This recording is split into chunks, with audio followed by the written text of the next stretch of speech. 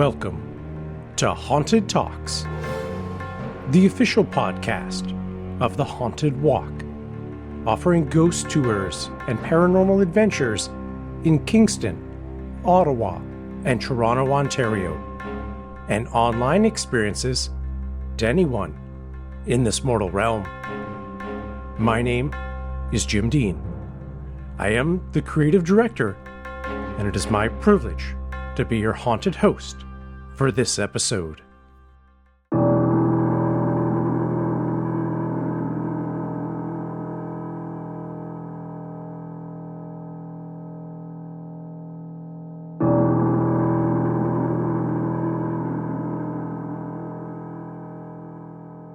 December 29th, 1972.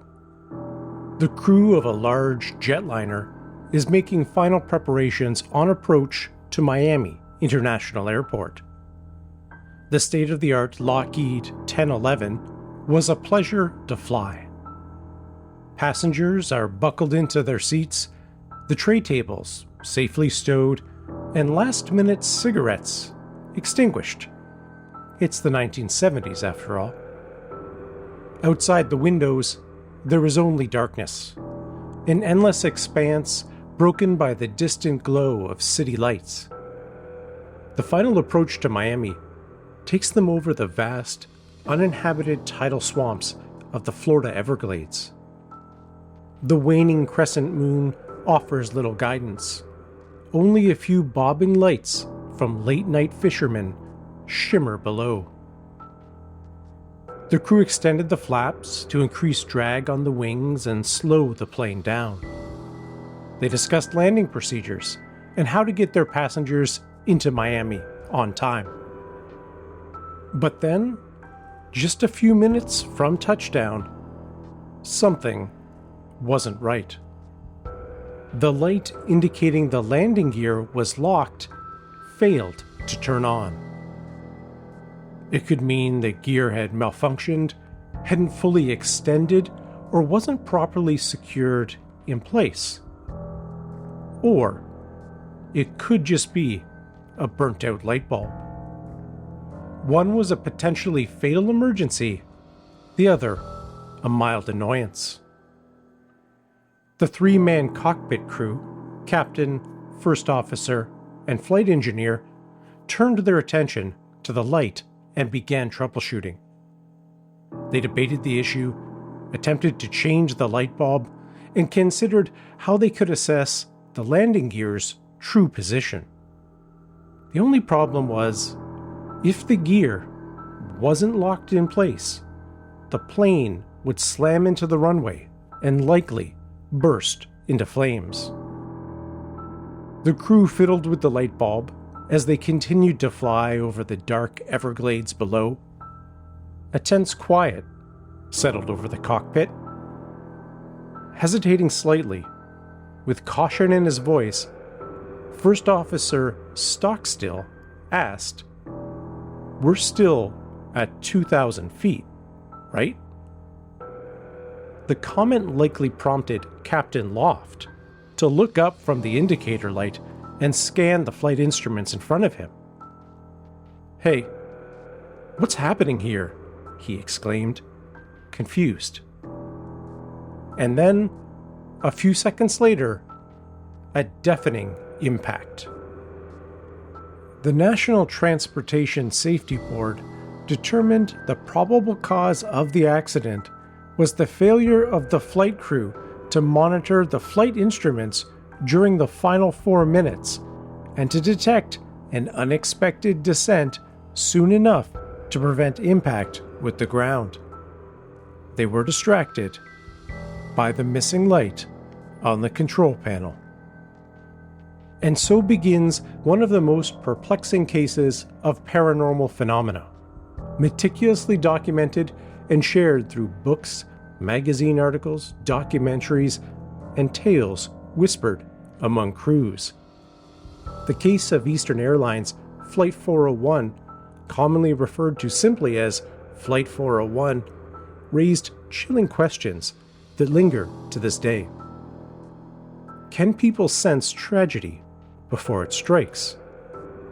Do victims return to warn the living? Can we truly communicate with the dead?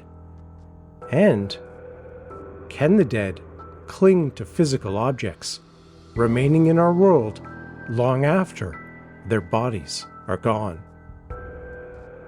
In today's episode, we explore the phenomenon of ghosts on a plane, specifically the eerie legacy of Flight 401 and the persistent presence of its crew on jetliners for years after the crash. The investigation into the disaster led to real improvements in aviation safety, but it also left behind a trail of supernatural mysteries that remain unanswered. But before we get to that, this Halloween season, the veil between worlds is thinning, and it's the perfect time to step into the shadows with us. Whether you're exploring Toronto's old brickworks, standing aboard the Titanic-era SS Keewatin in Kingston, or walking the haunted galleries of the Bytown Museum in Ottawa, each city has a story waiting for you. And for those brave souls seeking to reach beyond the ordinary, our alone-in-the-dark paranormal investigations await. We've recently added more dates at Toronto's Elgin and Winter Garden Theatres, as well as at Ottawa's Billings Estate and Cumberland Heritage Village Museum. But of course, these are only the beginning. We have a whole world of eerie adventures for you to try. Visit hauntedwalk.com to see the full lineup, and don't forget to use the promo code HauntedTalks, all one word, Haunted Talks, at checkout to save 15% off most ghost tour tickets. Spots are limited, so don't miss your chance to join us at the spookiest time of the year.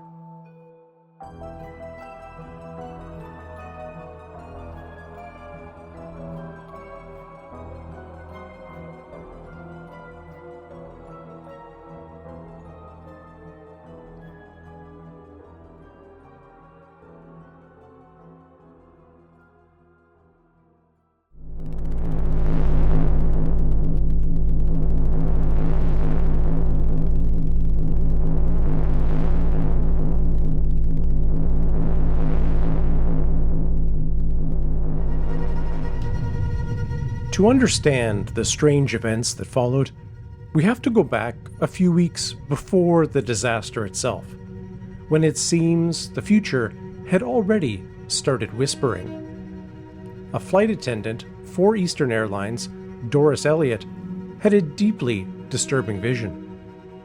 She had seen a Lockheed 1011 aircraft coming in to land at Miami. It was passing over the Florida Everglades on a near moonless night. There was something immediately wrong in her vision, though. The plane was much too low. As the scene unfolded, she saw the left wing crumple before the fuselage hit the ground in a blazing fireball. The vision concluded with the horrifying screams of survivors struggling to keep their heads above swampy water slicked with jet fuel as the burning plane sank into the shallow, alligator-infested murk. Doris recounted this premonition for other flight attendants she regularly flew with, who must have been horrified by such a clear vision of death and destruction. Hesitating for a moment, one spoke up to ask when this event would occur and if the crew would be affected. Doris calmly reassured them that this flight crew would be spared at the last minute. It would be close, but they would all survive. The incident would happen during the holiday season, but Doris didn't know the precise date. Anyone who heard about this vision was likely too disturbed to share it. Doris's crew, the small group who had heard her original account, kept quiet until the night of December 29th, 1972. A plane coming in to New York was delayed, and a last-minute staffing shuffle was required. Doris and her colleagues were quickly moved from one plane to another.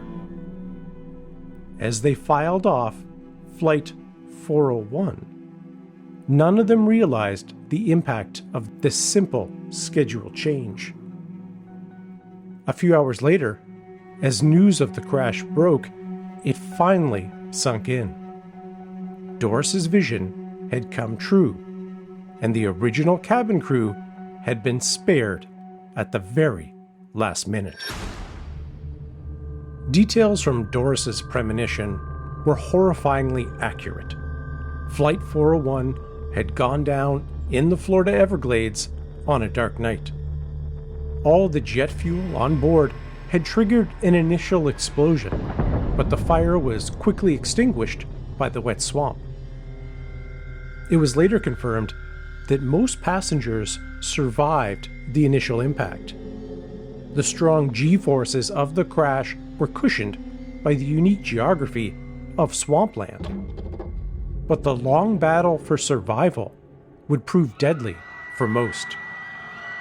The remoteness of the crash site delayed rescue efforts, and badly injured survivors found themselves clinging to life in the darkness. The initial fire badly burned many. People trapped in their seats or pinned beneath wreckage were pulled down by hunks of metal, slowly sinking deeper into the muddy waters. And then there were the alligators.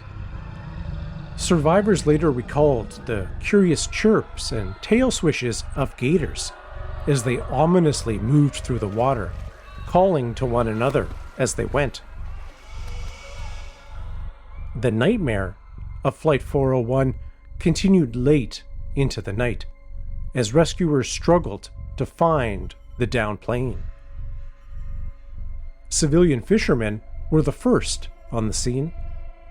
They were later credited with saving many lives by freeing people from the wreckage, but in most cases, they simply comforted the mortally wounded.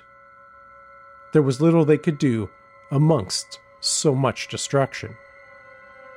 Countless people who had survived the initial impact, including 2 members of the cockpit crew, slowly passed into unconsciousness and eventually succumbed to their injuries. The Everglades landscape, recently haunted by the screams of the dying, fell eerily silent. Then, the distant thump of helicopter blades as the first rescuers finally arrived at the grisly scene. Survivors were finally plucked from the landscape, freed from the wreckage and alligators. In all, 96 people died on Flight 401, including all 3 members of the cockpit crew. While 75 people survived, 58 of those suffered serious injuries that continued to haunt them for the rest of their lives.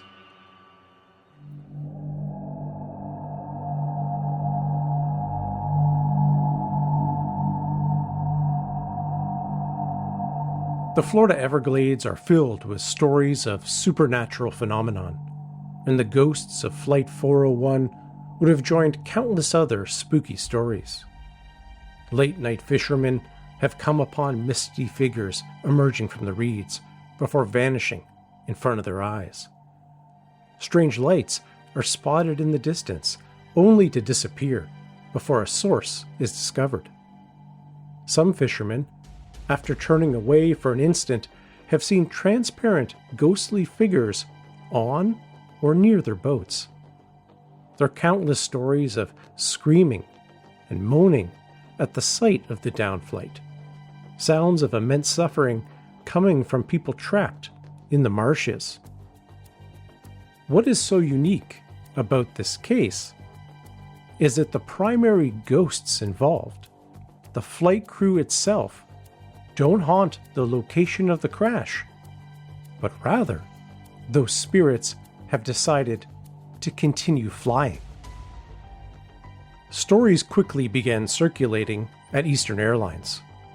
Flight crews were shaken by the crash and the loss of so many lives on Flight 401. As the investigation unfolded, people were even more horrified to discover that the landing gear was down. 96 people were dead because of a burnt-out light bulb. Emotions were raw, but people were expected to carry on. Crews set off on Lockheed 1011 planes day after day, hopeful their plane was safe and that the accident was just a fluke. It was business as usual, even for the deceased cabin crew, who kept showing up for work. But grief has its own timetable, and for some, it seemed, duty extended beyond death.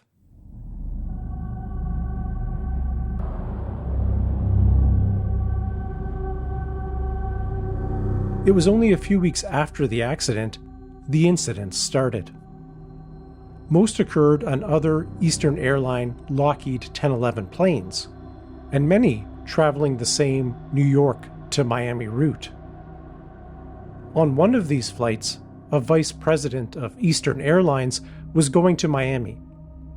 Given his standing in the company, he boarded before the regular passengers, while the rest of the flight crew cleaned up and prepared the cabin for a fresh round of guests. As the vice president settled into his first-class seat, he was greeted by a member of the cockpit crew in their perfectly pressed uniform. The two exchanged a few pleasantries and began talking about Eastern Airlines. As the vice president continued the conversation, he slowly came to the realization of who he was talking to. Captain Bob Loft, the famous captain who flew the doomed Flight 401. As this realization set in, the vice president must have felt that familiar sinking feeling in the pit of his stomach. Then, without another word, the ghostly apparition of Loft suddenly vanished. It was as if the captain had simply returned to duty, checking in one last time before disappearing into the clouds. But this was not the only sighting. Captain Bob Loft made other appearances during the turnaround at New York. On a different occasion, the captain was seen by another pilot and two flight attendants who were preparing for departure. They were initially surprised to see another captain on board, but assumed he was simply hitching a ride, a very common practice called deadheading. After speaking to him for a few minutes, the group began to realize this wasn't an ordinary captain. This was Bob Loft, who had been dead for months. Just as before, once his identity was uncovered, the ghostly image of Loft vanished into thin air. Shaken, the crew canceled the flight and blamed mechanical issues in the logbook. Both incidents at New York were anonymously reported by employees of Eastern Airlines. Even the vice president refused to give his name. The popular airline was intent on silencing the rumors of ghostly apparitions on their planes, worried it would deter business. An understandable perspective, as few people want to fly in a plane supposedly haunted by crash victims. Company officials and flight crews were forbidden from speaking about the incidents, and strongly reprimanded if they did. But the stories still traveled as much as the crews, usually in hushed whispers aboard the very same planes that were said to be haunted.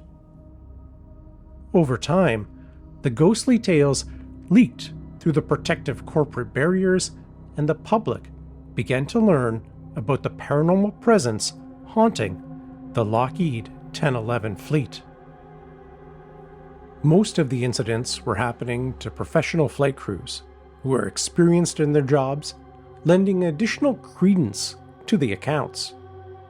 Reported anonymously, these were not people hoping for a quick moment of fame. Perhaps one of the most nightmare-inducing incidents happened to a flight attendant who was completing her final checks. She was opening the overhead bins, ensuring everything was stowed and securely in place. As she passed through the first class section and opened one of the bins, she was immediately met with the face of Captain Bob Loft. He gazed deeply into her eyes, and she jumped back in fright. Another flight attendant on a different route opened a door in the galley and saw the face of flight engineer Don Repo staring back at her. It seemed that plane 318, which flew various routes for Eastern, including the New York to Miami route, was especially prone to ghostly sightings. In one incident, caterers were loading the plane with food and beverages for the next journey. People standing outside the plane heard a sudden commotion coming from inside before the loading crew came bolting out the door. They refused to go back inside, claiming they had seen someone standing in the galley. Assuming it was a member of the flight crew, they greeted the person, but the figure quickly vanished right before their eyes. During another flight on the same plane, a mysterious announcement delivered by a deep, friendly-sounding voice came over the PA system, reminding passengers to buckle their seatbelts and extinguish their cigarettes. The crew members looked back and forth between one another. They didn't recognize the voice, and no one on the crew had made that announcement. The flight engineer of the doomed Flight 401, Don Repo, was one of the most common apparitions witnessed by people on Eastern Airlines. He seemed especially concerned with monitoring the ongoing safety of the aircraft and passengers. In one incident, the flight crew of plane 318 heard a strange knocking coming from the compartment below the flight deck, commonly known as the hellhole. The space was used to access critical mechanical systems. When the flight engineer went down into the tiny space to investigate, he was immediately met with the face of a dead man, fellow flight engineer Don Repo. This wasn't his first appearance at the controls. In a separate incident, the crew of a 1011 came on board to find a pilot already seated in the cockpit. The flight engineer immediately recognized Don Repo and was initially stunned and confused. Without any prompting, Repo stated in a calm voice, "You don't need to worry about the pre-flight. I've already done it." Before vanished. In a third incident, a flight attendant called for assistance to fix an overloaded breaker in the lower galley. A mysterious flight engineer showed up and quickly troubleshooted the problem. When the actual flight engineer appeared in the lower galley to help out, the flight attendant was understandably quite confused. Who was the other engineer? The man in the Eastern Airlines uniform who had just helped fix the problem. There was only one engineer on the flight that day, and he was standing right there. After being shown a photo of Don Repo, the flight attendant clearly identified him as the mysterious engineer who helped solve the issue. Only a few incidents on Eastern Airlines planes seem to involve passengers, but one is especially chilling. A woman who was traveling on plane 318 in first class, was seated next to a man in a pilot's uniform, and must have been looking forward to engaging this man in conversation. But as she turned to him, she realized he looked pale and incredibly sick. She tried to communicate with the man, but he wasn't responding. Worried about his health, the passenger called a flight attendant. They rushed over and agreed the man looked very ill. They decided to call for medical attention. As soon as they agreed on the plan, the sick-looking man vanished, leaving the flight attendant, passenger, and a few other witnesses nearby in complete shock. The passenger had no previous knowledge of the crash, Flight 401, and its fate, but after the incident, she too was shown a photo of the doomed crew and recognized someone immediately. The ghostly apparition of Don Repo had been seated next to her. But perhaps the most frightening incident of all reportedly occurred aboard plane 318 on flight 903 from New York to Mexico City. A flight attendant was going about her duties and starting up the oven used for passenger meals. As she gazed through the oven door to check on the food, she was confronted by the misty reflection of Don Repo in the glass. Shaken by the incident, the flight attendant called up to the flight deck for assistance. One of the cockpit crew rushed to her side, along with another flight attendant. The three stood in the gallery and clearly heard a disembodied voice, seemingly coming from Don Repo. He ominously warned about fire aboard this airplane before disappearing. The three remained extra vigilant throughout the flight and undoubtedly breathed a sigh of relief when the plane finally landed safely in Mexico City. The crew turned the plane around quickly and prepared for their return trip, probably anxious to get off this haunted plane. As the return journey began, there were quickly signs of trouble. An engine refused to start. Inconvenient, but the plane was still safe and cleared for takeoff. As soon as it got airborne, the engine backfired a few times, and the crew was forced to shut it down completely. The pilots successfully turned around and landed the plane back in Mexico City. Upon close examination, no explanation for the stalled engine was ever found. After this final incident, aboard plane 318, the aircraft was overhauled, and many of its component parts were apparently replaced. Although they were still in working condition, these parts were scrapped and destroyed. This was a curious reaction to a rather minor issue. The engine incident on plane 318 was isolated and likely confined to the engine itself. The plane had an impeccable safety record, and most of the removed parts were in perfect working condition. The only thing wrong with plane 318 were the frequent ghost stories, which Eastern Airlines continued to deny. Why were so many pieces of the plane replaced with new parts? Well, there was a theory going around that the ghosts of Flight 401 may have become attached to the repurposed airplane parts.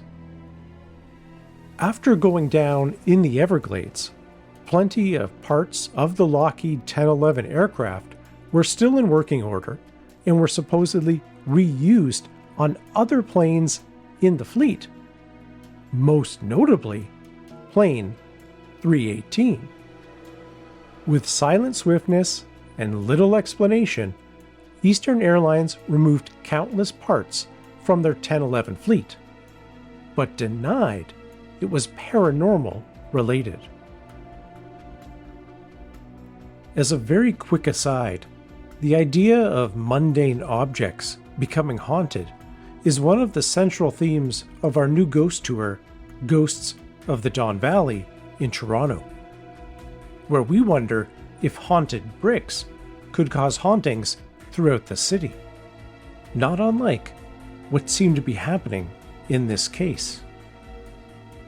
As the stories of Flight 401's lingering ghosts continued to swirl, people became intent on uncovering the truth. The famed paranormal author John Fuller took the case. For regular listeners, that name might ring a bell.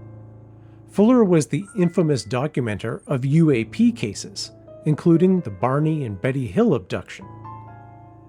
He was interested in Flight 401 from a researcher's point of view, and eventually enlisted an Eastern Airlines flight attendant, Elizabeth, to assist his research. As a colleague to countless witnesses to the incidents, and a healthy skeptic, Elizabeth was a perfect asset for John. The two embarked on a journey to uncover the spirits of Flight 401 and explain their enduring presence. John enlisted the help of a Ouija board, and Elizabeth turned to the practice of holding seances. Both entered the activities with benevolent skepticism, but were quickly convinced by what they uncovered. John claimed he was able to communicate with Don Repo through the board, and confirmed his identity by recording answers to some very specific questions that only Repo family members would know. Elizabeth later said she also communicated with Don Repo, and she had hoped her actions would finally put the spirit to rest. And there is some evidence it worked. Ghostly sightings of Repo and other victims of Flight 401 gradually faded away. Eastern Airlines was initially worried about all the publicity that John and Elizabeth brought to the case, but were likely thankful that the sightings calmed down. Whether through contact, intention, or simply just the passage of time, the hauntings faded away. The ghosts of Flight 401, it seemed, had finally logged their last flight.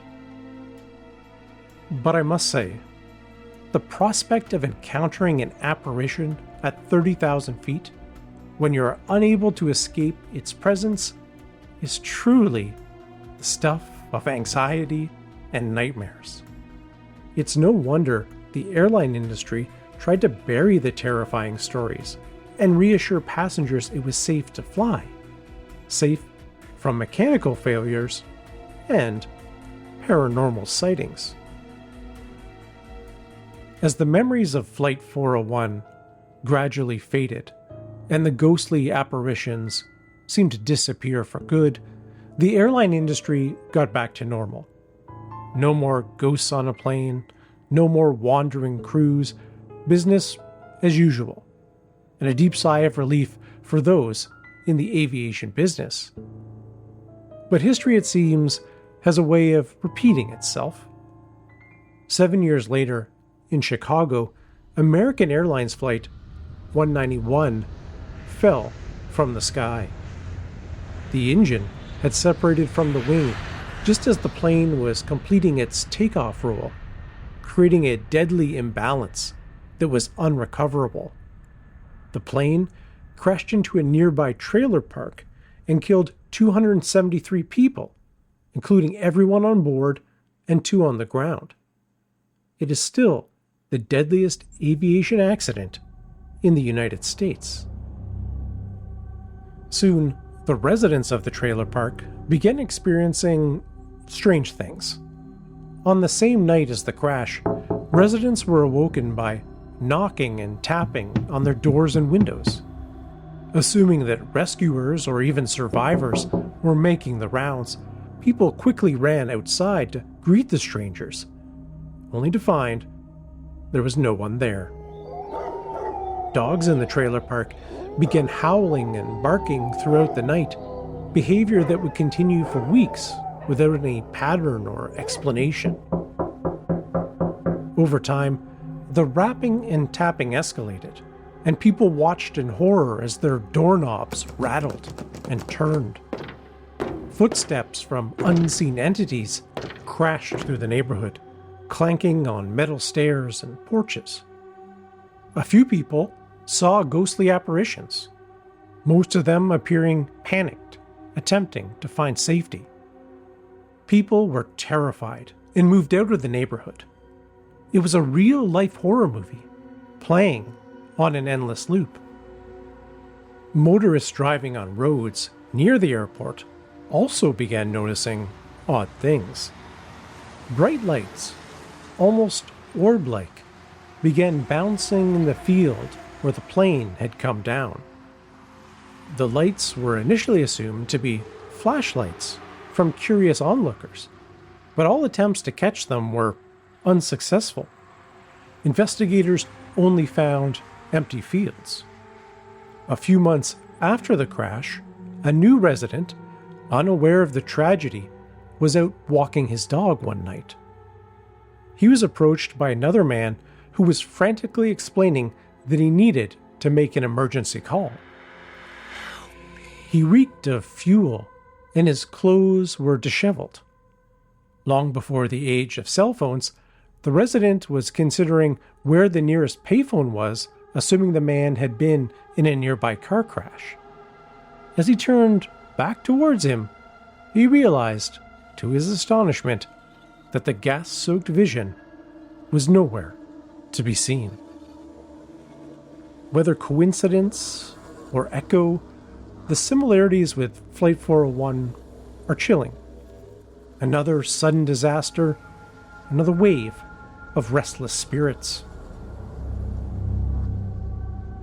Perhaps some journeys never end.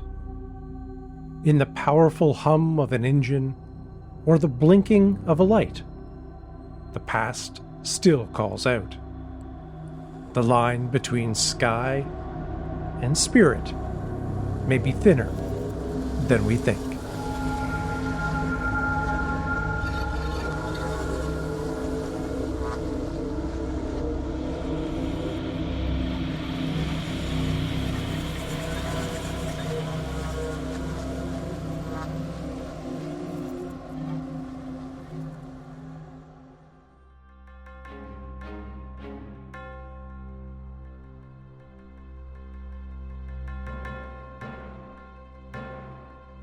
Thank you so much for joining us for this episode. For tickets and information about any of our spooky season ghost tours and paranormal adventures, please visit our website, hauntedwalk.com. Don't forget to use the Haunted Talks promo code, Haunted Talks, all one word. As a listener, you can save 15% off most tickets. This is the best time of year to join us, and we hope to see you soon. Be sure to follow, rate, and review the show wherever you listen. We always enjoy reading what you're thinking about the episodes or questions or ideas that you might have. Connect with us on social media, on Facebook, Instagram, TikTok, and Blue Sky, all of them at Haunted Walk. As always, a special thanks to our hardworking Haunted Talks team. Putting out an episode every week in October is no easy feat. So much love and appreciation to Brittany Boss, who researched and wrote this episode, and Michelle Dennis, our outstanding audio editor, to make sure everything sounds good. Until we meet again, sweet dreams.